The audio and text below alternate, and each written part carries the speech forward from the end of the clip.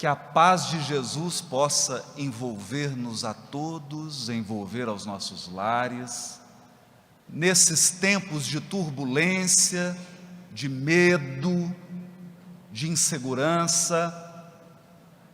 Que a paz e a serenidade possam ser restabelecidas em nós mesmos, em nossos lares, em nossas instituições, em nossos trabalhos, porque não há dificuldade que possa ser vencida com afobação, com medo e com desespero. Há uma parábola contada nas aldeias dos índios Siouxes às jovens crianças. Todas as comunidades humanas têm suas histórias saborosas sobre a origem do ser humano. E os índios Siouxes não poderiam ficar de fora. Possuem uma história curiosa a respeito das características dos seres humanos que os distinguem das outras espécies vivas. Segundo essa lenda, passada de geração a geração, houve um tempo em que o Criador da natureza, às vésperas da criação do ser humano, convocou os representantes dos animais para consultá-los a respeito de uma decisão importante no tocante àquela nova espécie que ele criaria, àquela nova espécie que estava prestes a desapontar no processo evolutivo da criação. Disse-lhes que essa espécie seria dotada de um poder diferente. Essa espécie teria uma parcela do poder criador. Compartilharia com ele, o Todo-Poderoso, o autor da natureza, a faculdade de cocriar. Mas esse poder, como todos os poderes, trazem grandes responsabilidades.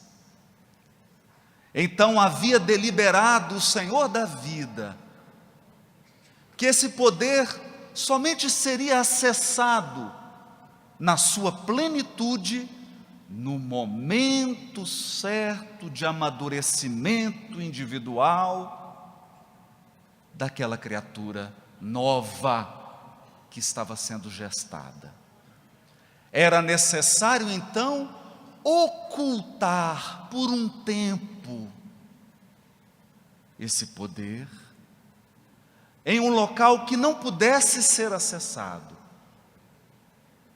Ouvindo então as demais espécies, falando pelas aves, apresentou-se a águia e ela disse: Senhor, acostumada todas as aves a alcançarem altitudes, a voar acima das montanhas, eu, como águia, sugiro que esse poder, que essa joia, seja escondida na lua, para que essa espécie, que chamas de espécie humana, não possa alcançá-lo. E o Senhor então respondeu: não é um local adequado. Essa espécie ficará encantada com o voo das aves, com as alturas e com os desafios, e chegará à lua. E pode ser que, mesmo não estando preparada, tome posse desse tesouro. Então veio o representante dos peixes e disse: Senhor, queres que a gente esconda esse tesouro no mais profundo dos oceanos? E o Senhor da vida respondeu: ainda não é um local adequado. Esses seres que estão prestes a despontar na criação divina serão dotados de uma curiosidade, de um senso de desafio incomum. Eles mergulharão nos oceanos, irão explorar as profundezas e acabarão por encontrar esse tesouro, possivelmente antes do tempo. Então veio o representante dos animais terrestres, os búfalos, segundo a tradição Silks. E eles disseram: Senhor, podemos esconder esse tesouro na própria terra, no interior da terra. E o Senhor disse: aí não. Eles lavrarão a terra, a revolverão em busca dos seus tesouros materiais, dos seus minerais preciosos, das pedras preciosas que eu espalhei pela superfície terrestre, e descobrirão esse tesouro. Então, fora do script, quebrando o protocolo, falou o tatu, o impertinente tatu: Senhor, eu sou hábil em esconder as coisas, em cavar buracos não muito acessíveis. Eu então lhe sugiro, Senhor da vida, com todo o respeito, que esconda esse tesouro num lugar que essa espécie vai demorar muito e muito tempo para procurar. Os animais, irritados com a quebra do protocolo, disseram: Senhor, não dê ouvidos. Esse é um buraqueiro, só faz intriga, só cava buraco. Mas o tatu disse: Senhor, me permita falar. Ele fala: diga, qual é o local? Um local onde por muito tempo eles não irão buscar esse tesouro, é dentro deles mesmos, Senhor. Esconda dentro deles mesmos. Na Revista Espírita de dezembro de 1858, Allan Kardec selecionou uma mensagem comovente. E quando Allan Kardec seleciona uma mensagem e a julga digna de ser publicada na Revista Espírita ou na obra básica, é porque essa mensagem passou pelo crivo do seu extraordinário bom senso e da sua sensibilidade apurada. Diz o Espírito: ora, não sendo o perispírito realmente mais do que simples agente de transmissão, pois que no espírito é que está a consciência, lógico será deduzir-se que se pudesse existir perispírito sem espírito, aquele, o perispírito, nada sentiria, exatamente como um corpo que morreu. Mas dir-se-á, desde que pelo espírito chegam as sensações agradáveis, da mesma forma que as sensações desagradáveis, todas elas se transmitindo ao espírito, sendo o espírito puro inacessível a umas, deve ser igualmente às outras. Se o espírito puro for inacessível às sensações desagradáveis, também eles serão inacessíveis às sensações agradáveis. Entretanto, o espírito puro experimenta sensações íntimas sensações íntimas de um encanto indefinível, das quais ideia alguma podemos formar, porque a esse respeito nós, os encarnados e os espíritos imperfeitos, somos quais cegos de nascença diante da luz. Cegos de nascença diante da luz. Sensações de um encanto indefinível.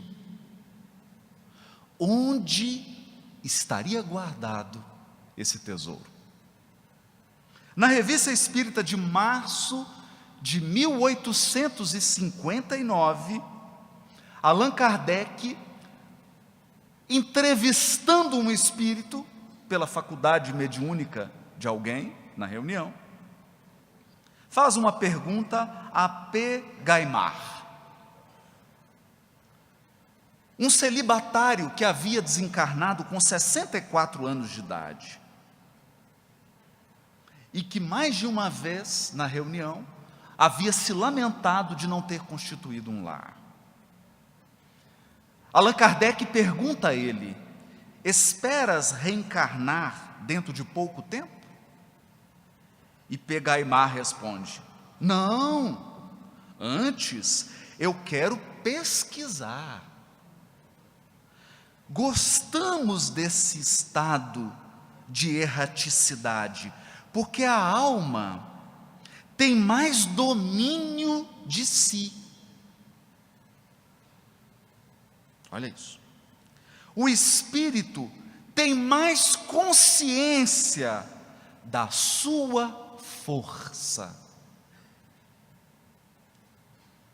A carne pesa, obscurece e entrava. A carne pesa, obscurece e entrava. Está bastante escondido esse tesouro. Está muito bem escondido. Na Revista Espírita de novembro de 1859, Allan Kardec publica um poema ditado por um espírito, e eu vou reproduzir um trechinho desse poema. O Deus que vós quereis do universo banir, ou talvez pretendais com risos definir, e quereis em vão sondar a sua essência, presente o tendes vós em vossa consciência.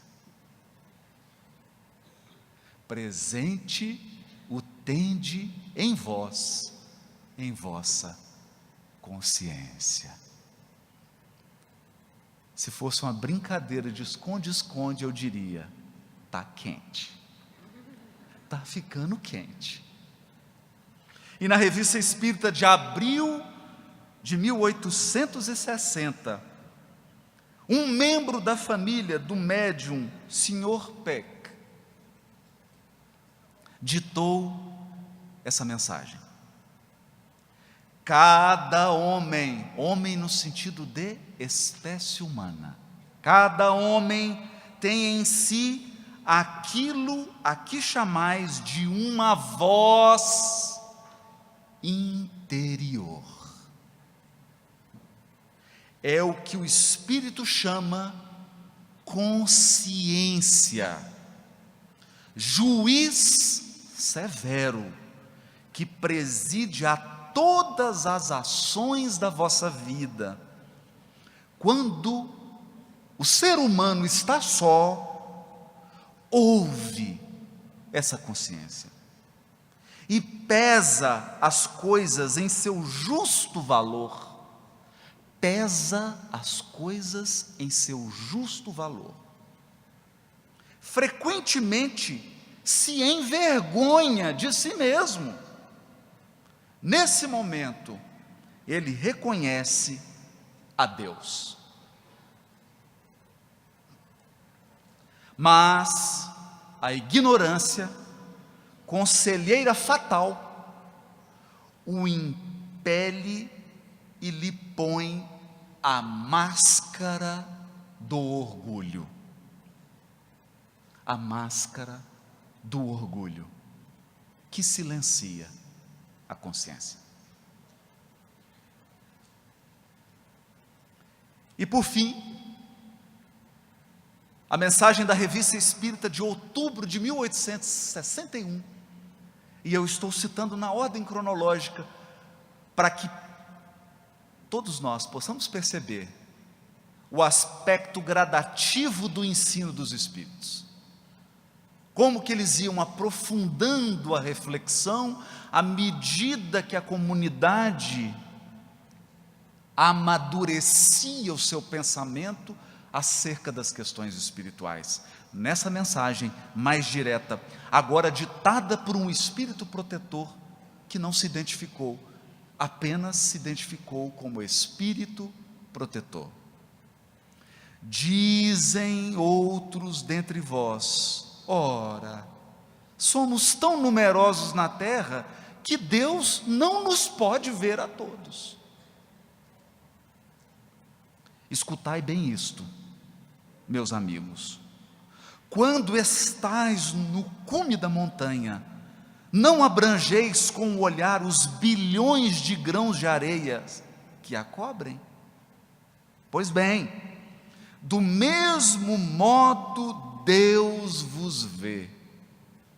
Ele vos deixa usar do vosso livre-arbítrio, como vós deixais que esses grãos de areia se movam ao sabor do vento que os dispersa. Apenas com uma diferença: Deus, em sua misericórdia infinita, vos põe no fundo do coração uma sentinela vigilante, que se chama consciência. Eis o tesouro. Deus vos põe no fundo do coração uma sentinela,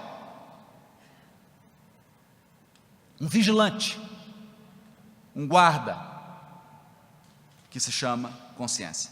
Escutai-a, que somente bons conselhos ela vos dará. Às vezes, conseguis entorpecê-la, opondo-lhe o espírito do mal. Ela então se cala. Mas ficais certos de que a pobre escorraçada se fará ouvir, logo que lhe deixardes aperceber-se da sombra do remorso. Ouvia a consciência, interrogai-a, e com frequência vos achareis consolados com o conselho que dela houverdes recebido. Eis aonde estava escondido o tesouro da parábola dos índios Silks. Mas agora eu vou contar dois causos. Era uma manhã de sábado e nós passamos em frente à casa do Arnaldo Rocha, que havia dirigido a mediunidade de Francisco Cândido Xavier por 10 anos. 10 anos, no grupo espírita Meimei, entre outros. E nesse grupo, concatenou um conjunto de mensagens psicofônicas, que foram objeto de 2 livros: Instruções Psicofônicas e Vozes do Grande Além. Arnaldo entrou no carro e nós nos dirigimos a Pedro Leopoldo para visitar as irmãs de Chico Xavier. E ao adentrar na casa de uma delas, eu pude me certificar de uma história bastante curiosa, contada pela própria irmã do Chico, porque ela era uma das personagens envolvidas na historieta. O Chico saíra da sua casa em direção à Fazenda Modelo, que era logo ali, de Mineiro. Uma caminhada longa, mas a certa altura do caminho, um cachorro obsidiado parou no meio do caminho e fez aquela cara brava para morder. E o Chico, com aquele jeito dele, disse assim: meu irmão, eu preciso trabalhar, preciso chegar na Fazenda Modelo, me deixa passar. E foi para a direita, e o cachorro rosnou e foi para a direita. O Chico falou: meu irmão, eu preciso muito trabalhar, eu estou atrasado, preciso chegar no trabalho. E foi para a esquerda e o cachorro rosnou. E o Chico, então, com aquela presença de espírito, disse assim: eu vou fazer um compromisso com você.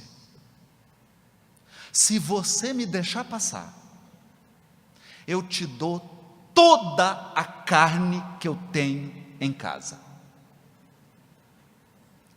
E o cachorro acalmou, fez agora uma cara de gato,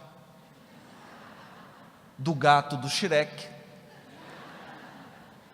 afastou e deixou o Chico passar. E o Chico trabalhou o dia inteiro. Na hora que ele saiu do trabalho, quem estava esperando o Chico? O cachorro. É ou não é um cachorro obsidiado? E acompanhou o Chico, escoltou o Chico da Fazenda Modelo até a casa dele. O Chico abriu a porta, o cachorro entrou, ele pegou uma bacia. Não tinha muita carne em casa, que era caro, mas tudo que ele tinha, ele colocou. E aí diz a irmã do Chico, depois de vasculhar tudo e colocar tudo na bacia, remexendo nos armários, tinha uma latinha de sardinha. E ela falou: não, Chico, pelo amor de Deus, a sardinha não, é a única coisa que nós vamos ter para comer, de proteína. Não dê a sardinha. Aí o Chico disse assim: mas minha irmã, eu prometi para ele toda a carne que eu tivesse em casa. E foi a sardinha. Naquele dia, a janta foi arroz com feijão. O outro caso, muitos anos se passaram, e uma pessoa em Uberaba percebeu que num comércio de verduras, legumes e frutas estava ninguém menos do que Francisco Cândido Xavier. Imagine, você sai para fazer uma compra de verdura, a esposa fala: bem, traz isso, traz aquilo, você faz a listinha. Quando você vai comprar, está o Chico. E quando a pessoa chegou, olhou e percebeu uma cena pitoresca. O Chico tinha uma bacia,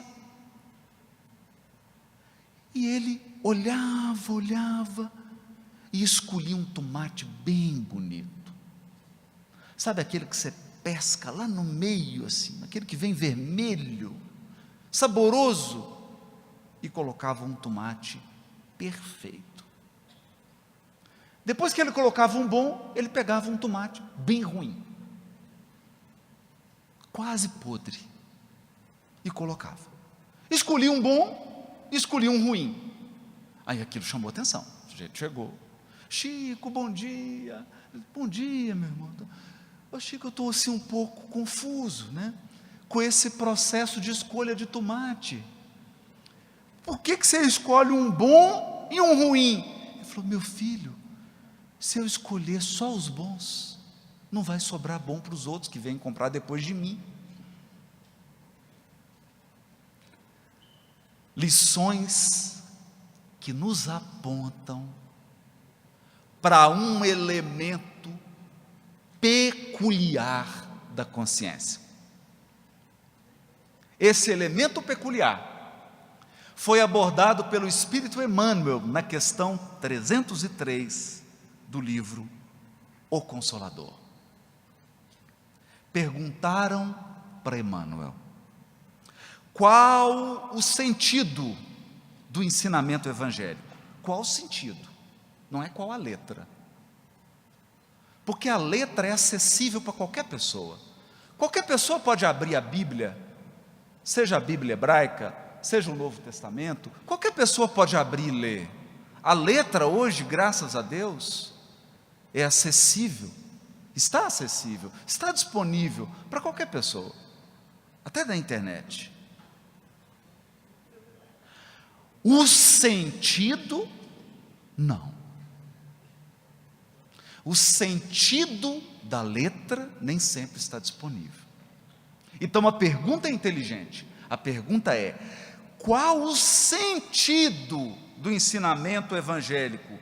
Todos os pecados vos serão perdoados, menos o que cometerdes contra o Espírito Santo. O Espírito Santo.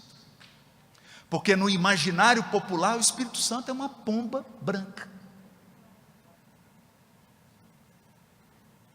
que é um completo desvirtuamento do verdadeiro sentido desse símbolo bíblico.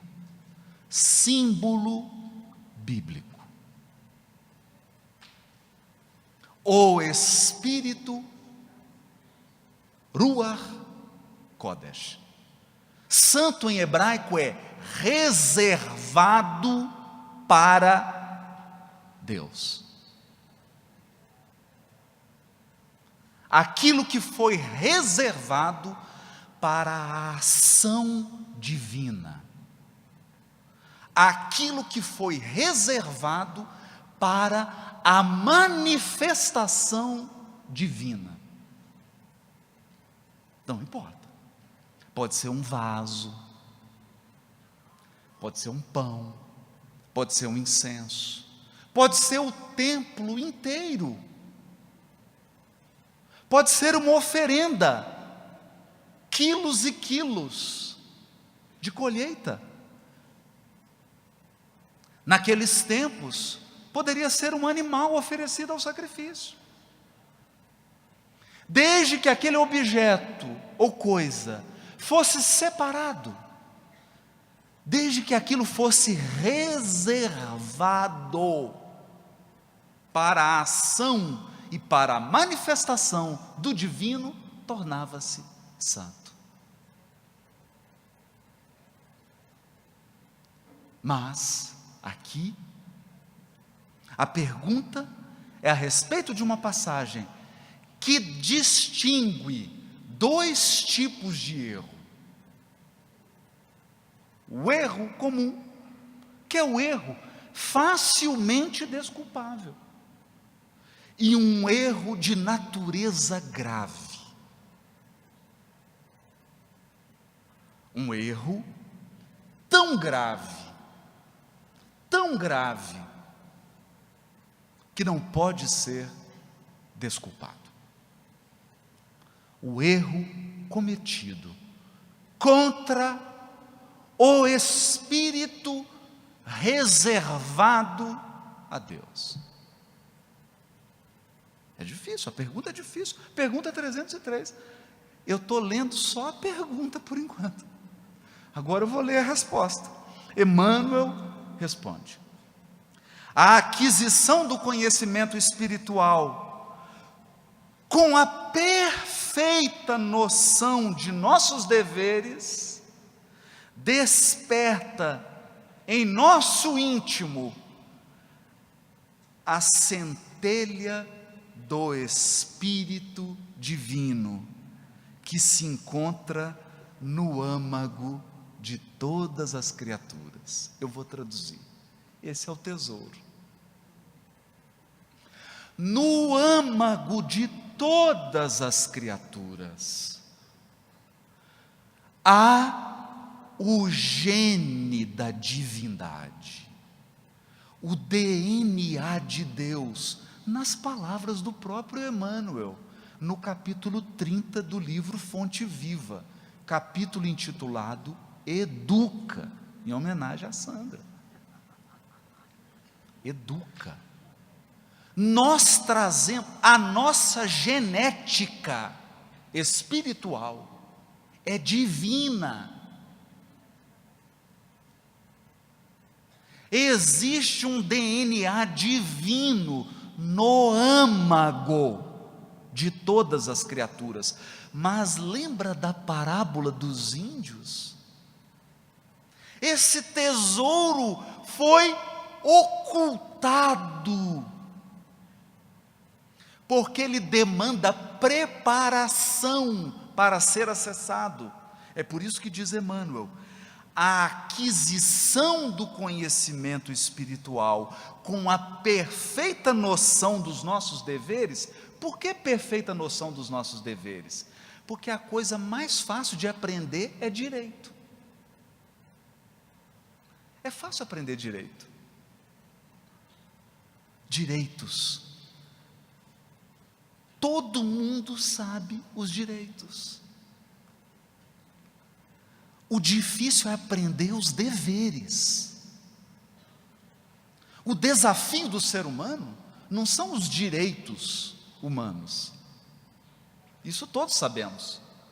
O desafio do ser humano são os deveres humanos. Porque são os deveres que asseguram os direitos. Ou como dirão os juristas, toda vez que se estabelece um direito, estabelece-se simultaneamente um dever para alguém.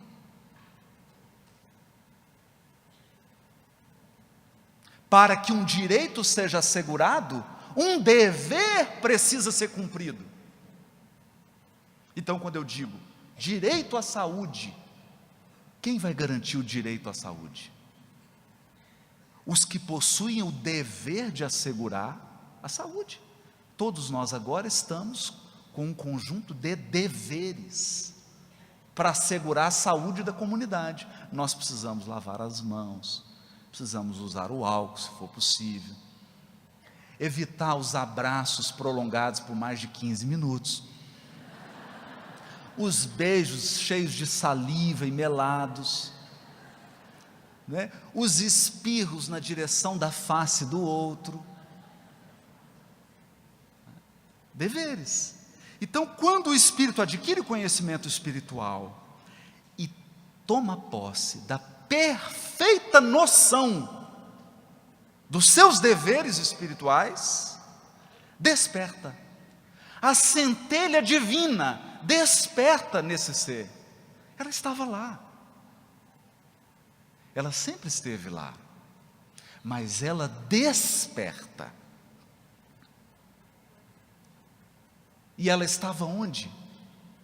Ela estava na lua? Ela estava no fundo dos oceanos? Ela estava escondida na terra? Não! Onde o Criador escondeu o maior tesouro das criaturas? Dentro delas mesmas. Porque é o lugar, é o último que você pensa em procurar. É o lugar menos visitado pelos encarnados. É o menos visitado. Nesse instante, diz Emmanuel, descerra-se à nossa visão profunda o santuário da luz de Deus. Olha isso. O santuário da luz de Deus. Há em nós um local sagrado, se é que eu posso chamar de local, porque eu estou usando tudo que a linguagem humana me permite e vai ficar ruim. Há em nós uma centelha, um gene, um DNA, onde a luz do Criador se manifesta. Dentro de nós mesmos, consolidando e orientando as nossas mais legítimas noções de responsabilidade na vida. Então a luz de Deus nos guia, a luz de Deus nos conduz durante o processo evolutivo, é a luz dele,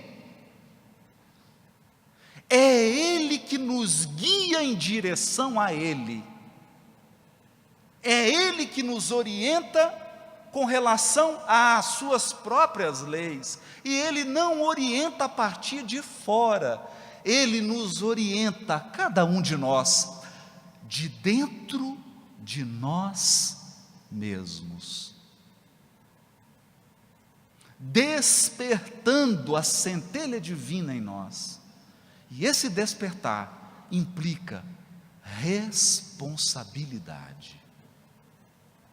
Responsabilidade, deveres. Enquanto o homem se desvia ou fraqueja distante dessa iluminação, seu erro justifica-se de alguma sorte, pela ignorância ou pela cegueira.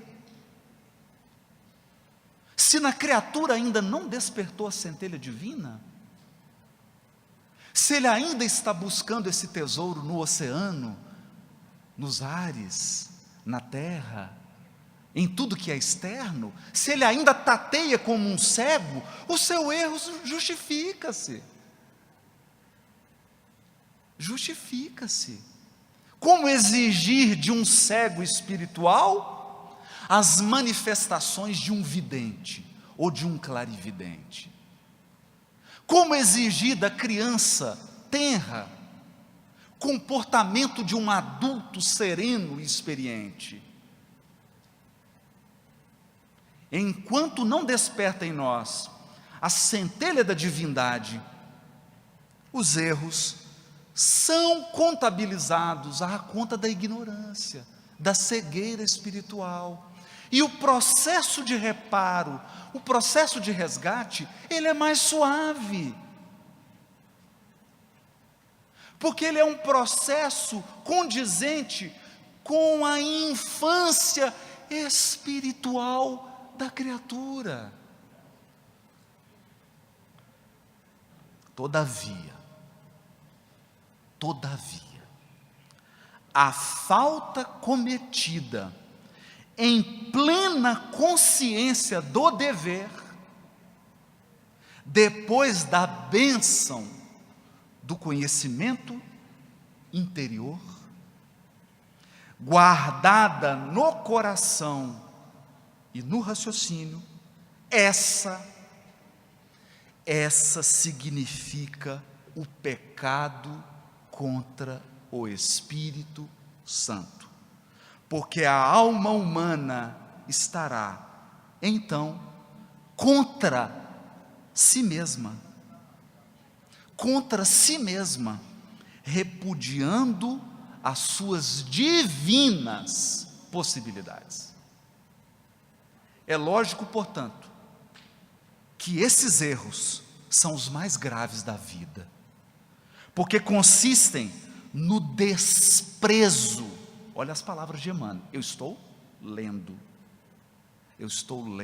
a questão 303 do livro Consolador, porque consistem no desprezo dos homens pela expressão de Deus que habita neles.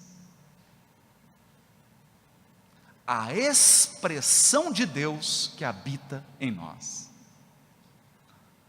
Há uma expressão de Deus em você. Há uma centelha divina no mais profundo do seu ser. acessar essa centelha nos traz maiores responsabilidades. Porque a partir daí, o erro consciente e deliberado é desprezo à expressão de Deus em nós mesmos. Complicou um pouquinho. Eu vou complicar mais um pouco. Na questão 621, que todos nós sabemos, onde está escrita a lei de Deus? No fundo do oceano? Na lua? Na terra? Pergunta isso para um índio Sioux, ele vai te responder. Está fora?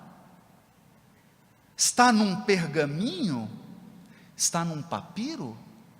Está na Bíblia que você tem em casa? A lei de Deus está em algo externo a você? Essa é uma pergunta relevante. Porque 90% da religiosidade humana, 90% da religiosidade humana acredita que a lei de Deus está fora dos próprios seres humanos. 90% da expressão religiosa acredita que há lugar geográfico sagrado.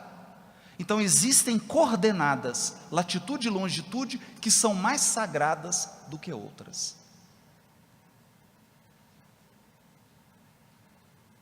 90% da religiosidade acredita que existem construções humanas sagradas. E que se você não entrar nessa construção, você não tem acesso a Deus. E muitos corações acreditam que existem livros sagrados. Livros que eu preciso ter uma cópia dele dentro da minha casa ou nos templos sagrados erguidos por mãos humanas. Então a pergunta 621 de O Livro dos Espíritos, embora ela seja poética e embora ela seja citada em todas as palestras espíritas, todas, tem 35 anos que eu ouço palestra espírita. Nos últimos 25 anos, eu escuto sempre as palestras de uma pessoa que eu já estou um pouco enjoado, as minhas. Eu sou obrigado a escutar todas as minhas palestras. Todas. Todas as palestras espíritas falam, a lei de Deus está escrita na consciência. Mas talvez a gente não se dê conta de que isso constitui uma profunda mudança de paradigma. Sabe por quê? Porque traz uma enorme responsabilidade. Os Espíritos estão te dizendo, os Espíritos estão me dizendo, os Espíritos estão nos dizendo que a partir desse esclarecimento, o lugar sagrado agora é você. Você é o lugar sagrado da manifestação de Deus, onde quer que você esteja, onde quer que você esteja. É por isso, e agora eu vou mexer com a Sandra, você vai ver que ela vai ficar emocionada. Eu vou citar uma poetisa, chamada Alta de Souza, no Parnaso de Além-Túmulo, e só um espírito feminino para ditar uma poesia dessa, sem nenhum preconceito para com os homens. Ela diz assim: volve, volver é do verbo voltar, regressar, volve ao teu templo interno e abandonado, a mais alta de todas as capelas. A capela mais alta do mundo está dentro de você, não é? Então Kardec, quer dizer, os espíritos comentam assim, e Kardec também nessa questão: Deus promulgou leis plenas de sabedoria, tendo por único objetivo o bem. Em si mesmo encontra o homem tudo o que lhe é necessário para cumprir essas leis. A consciência lhe traça a rota. A lei divina está gravada no coração, e ao demais, Deus lhe lembra constantemente, por intermédio dos seus enviados e dos seus profetas, de todos os espíritos encarnados que trazem a missão de o esclarecer, moralizar e melhorar. E nestes últimos tempos, pela multidão dos espíritos desencarnados que se manifestam em toda parte. Se o homem se conformasse rigorosamente com as leis divinas, não há dúvida de que se pouparia aos mais agudos males e viveria ditoso na terra. Então, olha isso. Se nós acessássemos esse templo divino, se nós acessássemos essa centelha divina, se nós ouvíssemos a voz de Deus que emana a partir dela, nós evitaríamos uma multidão de males e seríamos felizes mesmo encarnados. Por quê? Porque não há um encarnado, e a Sandra acabou de dizer isso, não há um encarnado que não tenha na sua programação um pouquinhozinho de expiação e um bocadinho de prova. Eu não sei a quantidade, uns com mais, outros com menos, mas não tem ninguém encarnado, eu pelo menos nunca encontrei. Depois nós vamos fazer uma enquete. Alguém que tenha vivido e nunca passou por nenhuma prova, nunca passou por nenhuma expiação.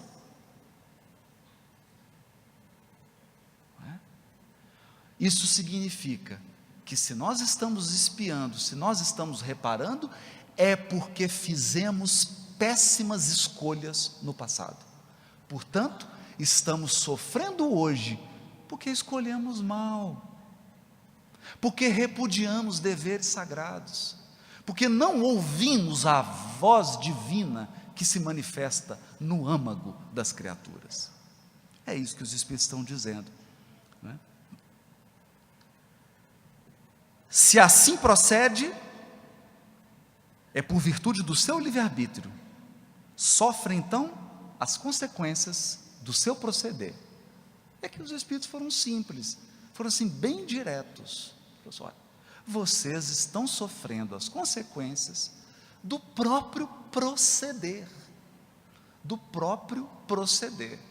porque é uma coisa curiosa, todo mundo quer liberdade para semear, mas ninguém quer a responsabilidade de colher.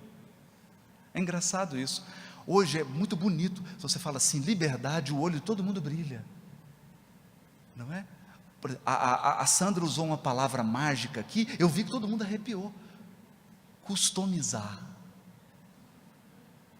né? Porque customizar é assim, você vai comprar um sapato, você fala, ó, você quer comprar um sapato? Quero comprar um sapato. Olha, nós temos aqui 45 tipos de sapato. Aí você fala assim, mas não tem como eu customizar? E customizar, você quer criar um sapato só seu, não é? E foi isso que nós fizemos com a nossa encarnação. Nós customizamos. Nós customizamos. Você falou assim: ah, não, eu quero um negócio bem original. Um negócio assim único. Olha, eu quero uma encarnação única. Ninguém vai ter uma igual à minha. Aí ele falou assim: você tem certeza que você quer isso? Quer uma vida única, só a sua? Aí você: sim. Você troca a felicidade no mundo espiritual por essa vida? Sim. Sabe que esse programa, né? Não sabe o que está pedindo, né? E customizamos tanto, que agora a humanidade está num labirinto. Está num labirinto. Porque ela não sabe mais escolher. Ela não sabe mais escolher a favor dela mesma. Mas é curioso. É curioso porque, retomando o simbolismo profundo do Velho Testamento, eu me recordei do capítulo 25 do livro de Êxodo, que são orientações dadas simbolicamente, é claro, né? Ninguém vai interpretar isso aqui ao pé da letra, pelo amor de Deus, que nós estamos em 2020. Orientações que Deus dá para a construção do tabernáculo, do Mikdash, o local sagrado. Era a arca da aliança, porque Deus havia escrito com a própria mão. O simbolismo é bonito, né? O simbolismo é bonito, porque tem gente que fica preocupada: que tinta que Deus usou? Impressora 3D? Relâmpago? Fogo? Laser? Então a pessoa fica preocupada mais com o mecanismo do que com o propósito. Quando o texto diz que Deus escreveu nas pedras, é um simbolismo para dizer o seguinte: o autor é Ele, foi Ele que escreveu, não foi ninguém que escreveu, foi Ele mesmo. Aquelas leis são divinas, não é? Então Deus escreveu aquilo tudo. Moisés saiu com aquelas 2 pedras. Para explicar por que são 2, daria um outro seminário, fica para a próxima. E aí, agora ele vai orientar a arca, onde as leis vão ser guardadas. Mas onde que são guardadas as leis de Deus? Questão 621, na consciência. Então, esse texto de Êxodo, capítulo 25, versículo 10 a versículo 22, será que ele está falando de uma arca material? Não, ele está falando da consciência. Ele não está falando de uma arca. Tudo ali é linguagem simbólica, é parábola. Então ele está falando do âmago do nosso ser. E no versículo 22, é o único que eu vou tirar aqui, porque ele é complicado, ele dá até medida, né? Farás uma arca de madeira de acácia. Não é qualquer madeira, acácia. O seu comprimento serão de 2 côvados. Então tem uma série de instruções aqui que eu vou pular, porque eu quero chegar na parte final, no versículo 22. Porque ele diz assim: depois que você construir, depois que estiver pronto, estiver construído, ali eu virei a ti. Eu, Deus, virei a ti. E de cima do propiciatório, que é uma das partes da arca, do meio dos 2 querubins, que estarão sobre a arca do testemunho, falarei contigo. Falarei contigo a respeito de tudo o que eu te ordenar no tocante aos filhos de Israel. Olha isso. A voz da consciência no âmago do ser, ou como diz Emmanuel na questão 303, a expressão da divindade no âmago da criatura. No âmago da criatura. É então que nós vamos compreender que Jesus, sendo desprezado no templo de Jerusalém, que era uma construção humana, porque o farisaísmo da época, a falsa religiosidade dos templos de Jesus, falsa religiosidade por quê? Porque ela era uma religiosidade puramente exterior. O Cristo sai da Galileia, e entre Nazaré, sua terra natal, onde ele também foi desprezado, longe da Galileia, longe do templo de Jerusalém, ele sobe a um monte muito alto, um monte belíssimo. Desse monte você pode ver os contornos do mar da Galileia. Desse monte você pode divisar uma planície imensa, o local do Armagedon.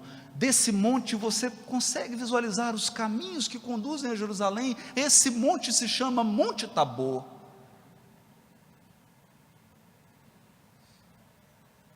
Um monte despretensioso. Ele é apenas belo e alto, mas desse monte o Cristo ora. O Cristo nos ensina a acessar esse lugar sagrado que existe dentro de cada um de nós. Esse lugar de comunhão. Porque o nome da arca é Arca da Aliança. Aliança mesmo, aliança. Da comunhão. É o local da comunhão. O Cristo acessa esse local interior da comunhão. E o que acontece com ele? Ele se transfigura. Se transfigura. Ele começa a emanar a luz que há em ti, a luz que há em mim, a luz que há em todos nós. Nesse momento, ele recebe a visita da lei e dos profetas. Moisés e Elias. Moisés representando a lei, Elias representando os profetas, todos os enviados, todos os missionários da terra. A lei e os profetas se resumem em um ato, o ato da transfiguração. Mas nesse momento, Simão Pedro diz assim: Senhor, eu não preciso de mais nada, acabou. Já nos ensinaste a penetrar no santuário divino, vamos armar uma tenda e ficar por aqui mesmo. Aí Jesus disse: não, eu quero ir para Jerusalém, para onde se reúnem os cegos da alma, os surdos da alma, os que sofrem, os que ainda não encontraram o altar da própria consciência. Porque, Simão, eu não vim para os sãos, eu vim para os doentes.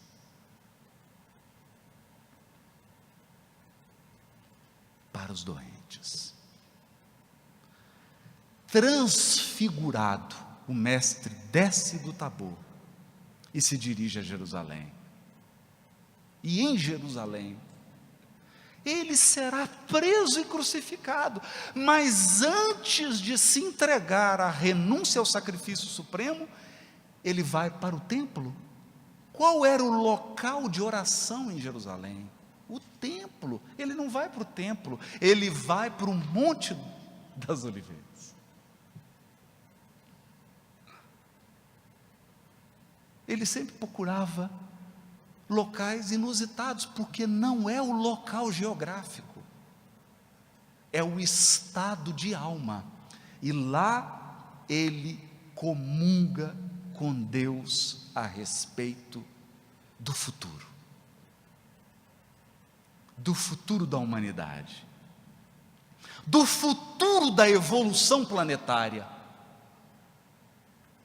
e talvez na qualidade de pastor das almas, divisando os séculos de sofrimento que nos aguardavam, porque a decisão já estava tomada, nós já havíamos decidido crucificá-lo,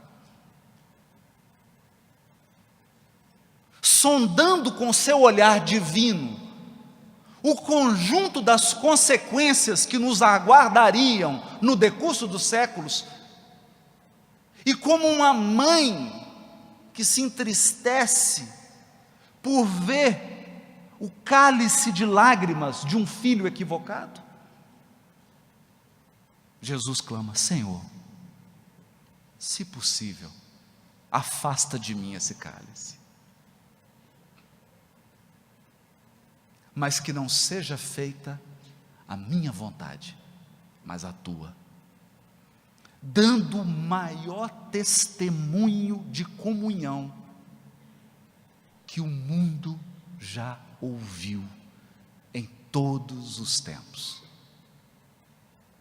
Porque todos os missionários que vieram à terra, com todo o respeito que nós devemos a todos eles, mas nenhum deles abdicou da própria vontade para submeter-se à vontade do Criador. Só um. Só um. Ele era o pastor das almas e entregou o cajado. Ele era o pastor das almas, mas entregou o cajado para quem? Para Deus. Para Deus. Porque o supremo condutor das almas humanas é Deus. Pensando nisso, eu encerro com um poema de Maria Dolores, psicografado por Francisco Cândido Xavier. O poema se chama Cercas. Cercas. Cerca, de cercar. Uma cerca. E isso me lembra ovelhas. Ovelhas desprevenidas, ovelhas ingênuas, ovelhas teimosas, ovelhas revoltadas, ovelhas surdas, cegas e mancas. Cercas para proteger as ovelhas. Cercas. Maria Dolores. Alma querida, escuta, em tuas horas lentas de inquietação, insegurança e luta, amargura e cansaço, ouvimos nós, noutros campos do espaço, as falas mudas que apresentas, muitas vezes interrogas na oração, de espírito espantado e sofredor. Se tudo o que esperei foi sonho vão, por que amarei assim sem ter amor? Por que me consagrar a filhos que amo tanto, se me ofertam por triste recompensa a incompreensão imensa que me encharca de pranto? Ninguém anota as lágrimas que eu tenho, ninguém considera a cruz que me aguilhoa. Que motivo me leva a entregar-me de todo a certo coração que me espezinha, que me cobre de lodo, depois de ironizar a esperança que eu tinha? Que razão me conserva a consciência presa a determinado compromisso, se aquele que mais amo na existência não querem saber disso? É um esposo distante, é uma esposa esquecida do trabalho de paz que abraçou para a vida, é um filhinho doente, gradeado num leito merencório, é um parente infeliz em sanatório, é uma pessoa amiga a gritar-nos em rosto acusações sem base, em vinagre e censura, a fazer-nos enfermos de desgosto ou cansados de dor às portas da loucura. Dói-nos ouvir no além a angústia com que nos indagas, mostrando o coração aberto em chagas. Ainda que tudo isso te aconteça, não fujas, alma boa. Tolera a quem te fira, ama, perdoa, sem que a força do amor se te arrefeça, não fossem as prisões que nos guardam no mundo, duros grilhões, sem forma definida, voltaríamos nós aos erros de outras vidas, em delírio profundo, a prova que te oprime, em ásperas refregas, o peso enorme dos tormentos teus, e a dor da obrigação nas cruzes que carregas, são as cercas de Deus. Muito obrigado.